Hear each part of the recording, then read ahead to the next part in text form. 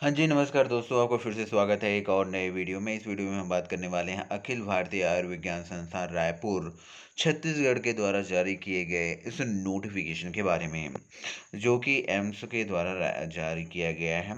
रायपुर के सीमित विभागीय प्रतियोगी परीक्षा द्वारा जूनियर प्रशासनिक सहायक पूर्ववर्ती लोअर डिवीज़न क्लर्क के पद पर पदोन्नति के लिए जो है परीक्षा योजना होनी है और उसके संबंध में ये नोटिफिकेशन जारी की गई है। तो 26/5/2025 के अनुक्रम में ये जारी की गई है। देख लेते हैं, पहला भाग है हमारा कौशल परीक्षण, जो कि टाइपिंग परीक्षण है। वो कौशल परीक्षण की तिथि है हमारी 12/7/2025, 11 बजे से। ठीक है, सुबह 11 बजे से। और अभ्यर्थियों के लिए रिपोर्टिंग का समय जो है वो 10 बजे है। कौशल परीक्षा के लिए सॉफ्टवेयर यानी कि माइक्रोसॉफ्ट वर्ड होगा। कौशल परीक्षण के लिए हिंदी फॉन्ट का नाम जो है कृति देव 010 होगा। और कौशल परीक्षण के लिए जो है अंग्रेजी फॉन्ट का नाम है टाइम्स न्यू रोमन। कौशल परीक्षण का विवरण या वर्णन जो है अनुलग्न 1 में उल्लेखित है। परीक्षण केंद्र या कौशल परीक्षा का जो स्थान है वो शासकीय कन्या पॉलिटेक्निक बैरन बाजार रायपुर है। निर्धारित संस्था में कौशल परीक्षा में प्रवेश के लिए प्रवेश पत्र एम्स रायपुर द्वारा जारी मूल पहचान पत्र के साथ प्रवेश पत्र दिया जाएगा। आगे हम देखते हैं भाग 2 में लिखित परीक्षा होगा, जो कि बहुविकल्पीय प्रश्न होगा। लिखित परीक्षा की तिथि का समय जो होगा आपका 22/7/2025 है और ये सुबह 11 बजे चालू हो जाएगा। अभ्यर्थी के लिए रिपोर्टिंग टाइम की यहाँ पर बात करें तो वो 10 बजे है। लिखित परीक्षा का पाठ्यक्रम अनुलग्न 2 में उल्लेखित है। परीक्षा हॉल में प्रवेश के लिए प्रवेश पत्र की बात करें तो एम्स रायपुर द्वारा जारी मूल पहचान पत्र के साथ प्रवेश पत्र होगा। और लिखित परीक्षा का स्थान हम बात करें तो वो होगा हमारा एम्स रायपुर। आगे हम देखते हैं कौशल परीक्षण की योजना के बारे में। तो अंग्रेजी में न्यूनतम गति जो है 35 शब्द प्रति मिनट और हिंदी में वही 30 शब्द प्रति मिनट। अनुमति समय जो होगा 10 मिनट का होगा। 35 शब्द प्रति मिनट और या 30 शब्द प्रति मिनट के साथ प्रत्येक शब्द के लिए औसत 5 कुंजी। दबाव पर क्रमशः 10,500 KDPH और 9,000 KDPH के अनुरूप है। महत्वपूर्ण निर्देश यहाँ पर देख लेते हैं। तो अंग्रेजी परीक्षा के लिए टाइम्स न्यू रोमन फॉन्ट में टाइपिंग के लिए पारंपरिक QWERTY कंप्यूटर कीबोर्ड प्रदान किया जाएगा। हिंदी परीक्षा के लिए अभ्यर्थियों को पारंपरिक अंग्रेजी QWERTY कीबोर्ड पर कृति देव 010 से परिचित होना आवश्यक है। टाइपिंग स्किल टेस्ट उम्मीदवार द्वारा चुने गए भाषा विकल्प के अनुसार कंप्यूटर पर अंग्रेजी और हिंदी माइक्रोसॉफ्ट वर्ड में आयोजित किया जाएगा। यदि किसी उम्मीदवार द्वारा विकल्प का चयन नहीं किया गया है तो ऐसे उम्मीदवारों के लिए टाइपिंग स्किल टेस्ट अंग्रेजी में होगा। टाइपिंग टेस्ट 10 मिनट का होगा जो मूल्यांकन के लिए लिया जाएगा। और टाइपिंग टेस्ट कंप्यूटर पर बिना एडिटिंग टूल और स्पेशल चेक सुविधा के आयोजित किया जाएगा।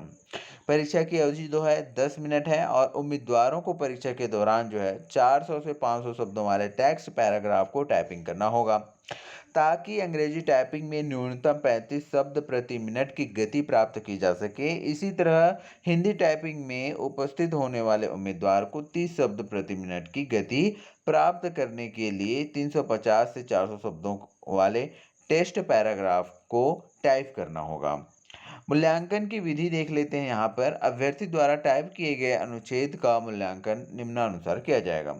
जो अभ्यर्थी जो है निर्धारित समय में अंग्रेजी में 350 शब्द या हिंदी में 300 शब्द टाइप नहीं करेंगे, उनके प्रतिलिपि का मूल्यांकन नहीं किया जाएगा तथा उन्हें अयोग्य घोषित कर दिया जाएगा। अभ्यर्थियों से अपेक्षा की जाती है कि वे प्रश्न पत्र में दिए तरीके से शब्द, आंकड़े, अंक, वर्ष टाइप करें अंग्रेजी और हिंदी दोनों में। और यदि कोई अभ्यर्थी अलग तरीके से या अन्य भाषा में टाइप करता है तो उसे गलती माना जाएगा और यह अंग्रेजी और हिंदी दोनों माध्यमों के लिए लागू होगा। अभ्यर्थी को अपने द्वारा चुने गए माध्यम में टेस्ट पैसेज टाइप करना आवश्यक है। उदाहरण के लिए, यदि वह अंग्रेजी माध्यम चुनता है तो उसे अंग्रेजी भाषा में टाइप करना होगा, और इसके विपरीत यदि अभ्यर्थी अपने द्वारा चुने गए माध्यम के अलावा अन्य माध्यम में टाइप करता है तो उसे कोई क्रेडिट नहीं दिया जाएगा। अभ्यर्थियों को किसी भी पैरा की शुरुआत मैनुअल रूप से स्पेस देने के बजाय टैब कुंजी का उपयोग करना आवश्यक है। प्रत्येक पैरा यहाँ टैब कुंजी दबाए बिना स्पेस दिया गया है उसे आधी गलती माना जाएगा।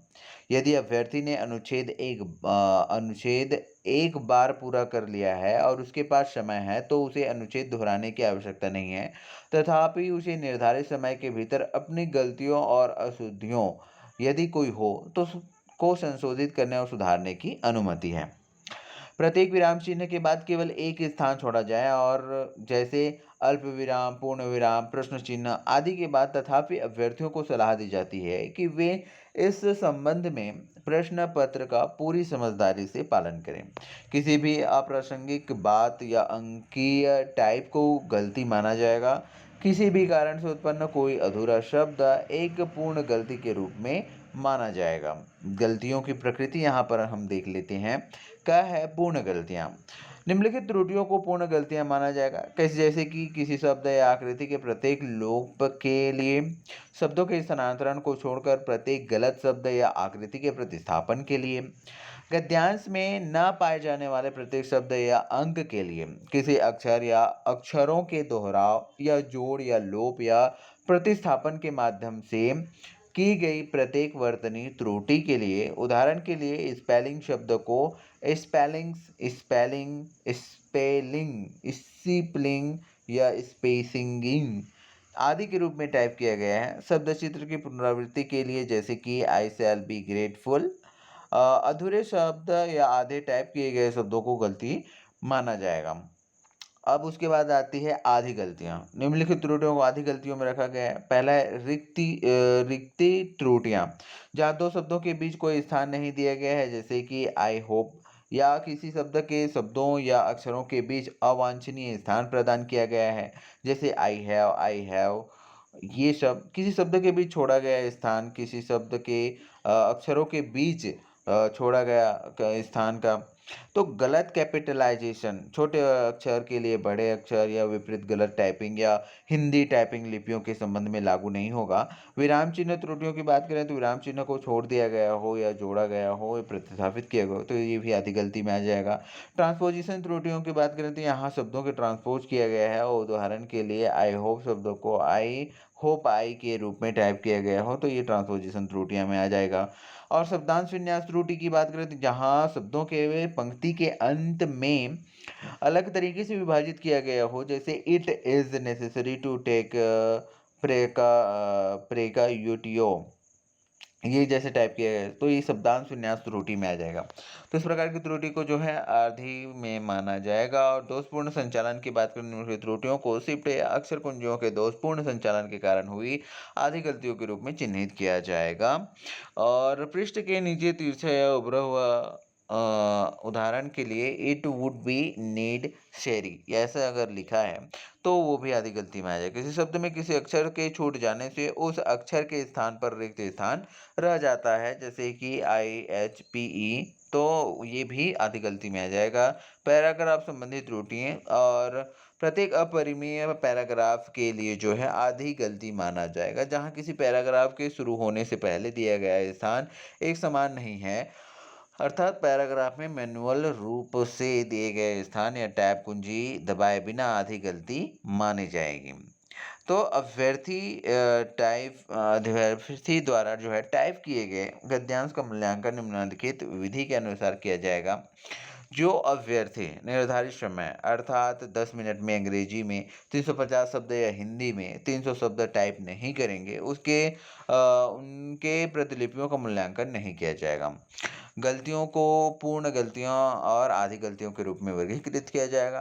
टाइप किए गए कुल शब्दों में 50% गलतियों को अनदेखा किया जा सकता है। तदनुसार गलतियों की कुल संख्या की गणना इस प्रकार की जाएगी: पूरी गलतियों की संख्या प्लस आधी गलतियों की संख्या अपॉन 2 इज इक्वल टू कुल गलतियां निकल कर सामने आ जाएगी। अभ्यर्थी की टाइपिंग गति निम्नलिखित सूत्र के द्वारा निर्धारित की जाएगी। पहला है नेट टाइपिंग स्पीड, टाइप किए गए कुल शब्दों की संख्या, गलतियों की अंतिम संख्या गुणित 10 बटे समय। उदाहरण के लिए यदि कोई अभ्यर्थी 10 मिनट में 400 शब्द टाइप करता है और 10 गलतियां करता है तो उसकी गति इस प्रकार से निकाली जाएगी: 400 माइनस 10 इंटू 10 अपॉन 10 बराबर 300, 10 बराबर 30 WPM। टाइपिंग की सापेक्ष गति की गणना निम्नानुसार की जाएगी यदि मेरिट तैयार करने के लिए आवश्यक हो। सापेक्ष गति प्रतिशत में net typing speed into 100 upon न्यूनतम योग्यता प्रति। लिखित परीक्षा की योजना यहाँ पर देख लेते हैं। लिखित परीक्षा की योजना इस प्रकार से होगी जी। कुल बहुविकल्पीय संख्याओं की प्रश्नों की बात करें तो 100 होगा, कुल मार्क्स 100 होगा, कुल अवधि होगा आपका 120 मिनट यानी कि 2 घंटे। और पाठ्यक्रम की सांकेतिक योजना दायरा की यहाँ पर बात करें तो अंग्रेजी समझ के लिए जो 20 प्रश्न होंगे, हिंदी समझ के 20 प्रश्न होंगे, सामान्य ज्ञान और जागरूकता के 15 और मात्रात्मक रुझान के लिए 15, सामान्य बुद्धि और तर्क क्षमता 15 और कंप्यूटर अनुप्रयोग एवं इंटरनेट के मूल सिद्धांत 15 नंबर के होंगे। लिखित परीक्षा के लिए सांकेतिक पाठ्यक्रम जो है 100 अंक तो ये बटे हुए हैं। साथ ही हम इसको अच्छे से जान लेते हैं। तो अंग्रेजी समझ, उम्मीदवारों को सही अंग्रेजी समझ की क्षमता या बुनियादी समझ का परीक्षण किया जाएगा। टेस्ट में काल क्रिया पूर्व सर्ग समानार्थी शब्द, विलोम शब्द त्रुटियों को पहचानने, वर्तनी गलत वर्तनी वाले शब्दों का पता लगाने से संबंधित प्रश्न जो है शामिल हो सकते हैं। हिंदी बोर्ड या कक्षा 12वीं स्तर के अब क्वेश्चन ही इसमें पूछे जाएंगे जो कि 20 नंबर का होगा। तो अभ्यर्थियों को सही शब्द समझने की क्षमता, बुनियादी समझ का परीक्षण किया जाएगा। और टेस्ट काल में क्रिया पूर्व सर्ग समानार्थी शब्द, विलोम शब्द, गलतियां ढूंढना, वर्तनी या गलत गलती वाले शब्दों का पता लगाना आदि से संबंधित प्रश्न हो सकते हैं। सामान्य ज्ञान और जागरूकता के भी 15 नंबर आएंगे आपके।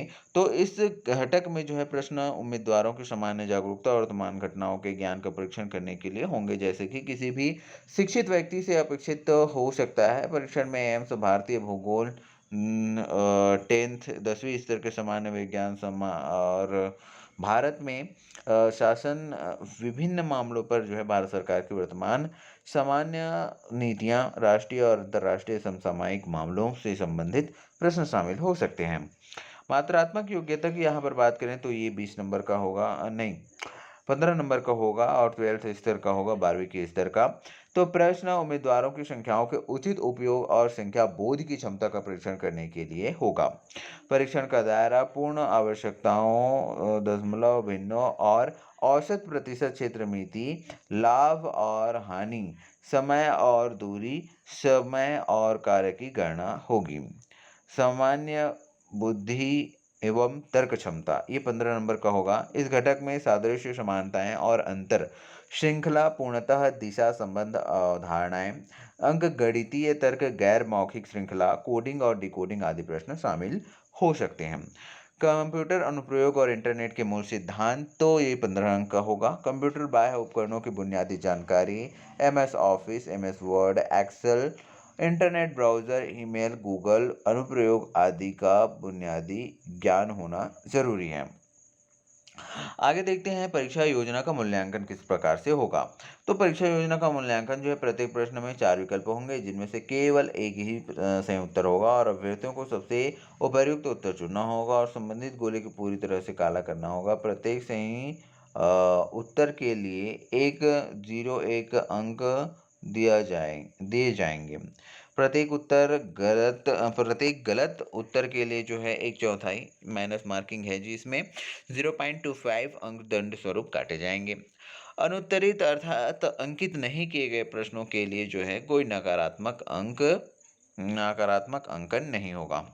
जिस प्रश्न के लिए एक से अधिक उत्तर अंकित होंगे उसे गलत माना जाएगा और उस प्रश्न के लिए भी 0.25 अंक का दंड लगाया जाएगा। अंतिम मेरिट सूची तैयार है ना?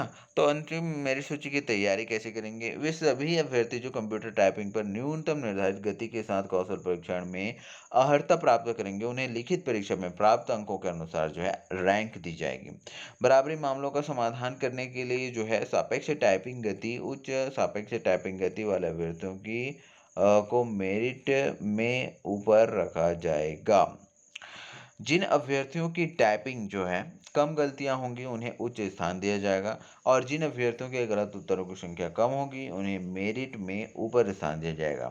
यदि 1, 2 और 3 वाला टाई का समाधान नहीं किया जाता है तो जन्म तिथि का उपयोग किया जाएगा। जो उम्मीदवार बड़े हैं उन्हें उन उम्मीदवारों से ऊपर रखा जाएगा जो छोटे बाद में पैदा हुए हैं। तो इस प्रकार से मेरी सूची आपकी तैयार हो जाएगी।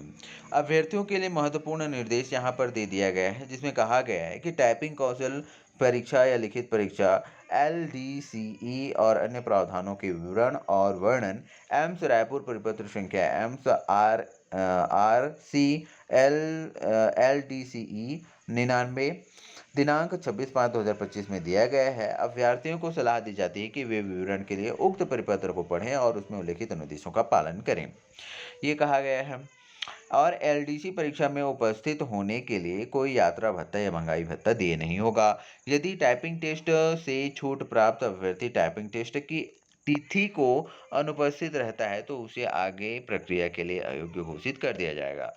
अभ्यर्थी ध्यान दें कि उन्हें टाइपिंग टेस्ट और लिखित परीक्षा के लिए निर्धारित तिथि और समय पर ही रिपोर्ट करना होगा। यदि अभ्यर्थी निर्धारित तिथि पर टेस्ट में अनुपस्थित रहता है तो उसे दूसरा मौका नहीं दिया जाएगा और उसे पदों के लिए जो है पात्र नहीं माना जाएगा। परीक्षा में शामिल होने वाले सभी आवेदकों की उम्मीदवारी पूर्णतः अनंतिम है और तथा यह उनके सेवा रिकॉर्ड के सत्यापन तथा भर्ती नियम के मानदंडों को पूरा करने के अधीन है। रिक्तियां, परीक्षा की तिथि और स्थान अनंतिम अस्थायी है और परिवर्तन के अधीन है। निदेशक एम्स रायपुर संस्थान की आवश्यकताओं भारत सरकार के निर्देशों के अनुसार आरक्षित रिक्तियों के सहित रिक्तियों में बदलाव करने का अधिकार सुरक्षित रखते हैं। उम्मीदवारों को स्पष्ट रूप से समझना चाहिए कि यह एक योग्यता संबंध सह प्रतियोगिता परीक्षा है। जूनियर प्रशासनिक सहायक लोअर डिवीजन क्लर्क के लिए चयन सूची में शामिल किए जाने वाले व्यक्तियों की संख्या परीक्षा में उनके प्रदर्शन और उपलब्ध रिक्तियों की संख्या पर आधारित होगी। इसलिए कोई भी उम्मीदवार अधिकार के तौर पर LDCE परीक्षा में अपने प्रदर्शन के आधार पर चयन सूची में शामिल होने का दावा नहीं कर सकता। अनुशासन कार्रवाई और या कानूनी कार्यवाही के पूर्वाग्रह के लिए उम्मीदवार को निम्नलिखित कारणों में LDCE से अयोग्य घोषित किया जा सकता है। परीक्षा के दौरान अनुचित साधनों का उपयोग करना या किसी व्यक्ति द्वारा प्रतिरूपण करवाना या परीक्षा हाल में दुर्व्यवहार करना। यदि कोई अभ्यर्थी दी गई कोई सूचना या घोषणा जो है झूठी पाई जाती है या अभ्यर्थी ये जानबूझकर इस LDCE से संबंधित कोई महत्वपूर्ण सूचना छिपाती है तो उसकी उम्मीदवारी जो है रद्द कर दी जाएगी और यह नियुक्ति प्राधिकारी द्वारा उसके विरुद्ध उचित समझी जाने वाली कार्रवाई की जा सकती है। निदेशक एम्स रायपुर बिना कोई कारण बताए एक परिपत्र को पूर्णतः या आंशिक रूप से संशोधित, रद्द या परिवर्तित करने का अधिकार सुरक्षित रखते हैं। चयन LDC की प्रक्रिया में किसी भी अनजाने में हुई गलती के मामले में जो परिणाम की घोषणा के बाद भी किसी स्तर पर पता चलता है, संस्थागत उम्मीदवार को किए गए किसी भी संचार को संशोधित या वापस लेने का अधिकार सुरक्षित रखता है। कौशल परीक्षा और लिखित परीक्षा के लिए प्रवेश पत्र यथा समय जारी किए जाएंगे और उसकी सूचना जो है एम्स और रायपुर की वेबसाइट पर प्रकाशित की जाएगी। LDCE परिणाम जो है यथा समय स्थान की वेबसाइट पर प्रकाशित किए जाएंगे। उम्मीदवारों को सलाह दी जाती है कि वे अपने पंजीकृत ईमेल आईडी की जांच करें और कौशल परीक्षा लिखित परीक्षा के लिए अपडेट के लिए नियमित रूप से एम्स रायपुर की वेबसाइट www.aimsraipur.edu.in देखें और किसी भी प्रश्न के मामले में वे कार्य दिवसों में सुबह 11 बजे से शाम 5 बजे के बीच फ़ोन नंबर यहाँ पर दिया गया है उस पर कॉल करके पूछ सकते हैं। Recruitment AIIMS Raipur dot E D you और .in पर ईमेल कर सकते हैं।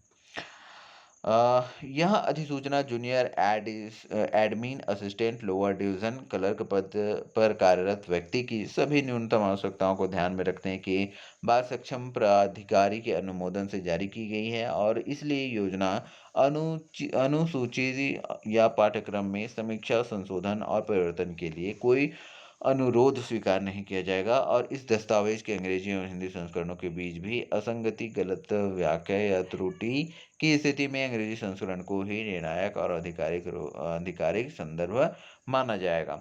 तो ये था सहायक परीक्षा नियंत्रक प्रभारी के द्वारा जो नोटिफिकेशन जारी किया गया है वो यहाँ पर इंग्लिश में भी दिया गया है, तो अंग्रेजी मीडियम वाले भी यहाँ पे पढ़ सकते हैं। और हमने तो पूरा नोटिफिकेशन आपको पढ़ के सुना दिया। अब लाइक आप कर दीजिए और शेयर अपने दोस्तों के साथ कर दीजिए। Thank you very much video को पूरा देखने के लिए।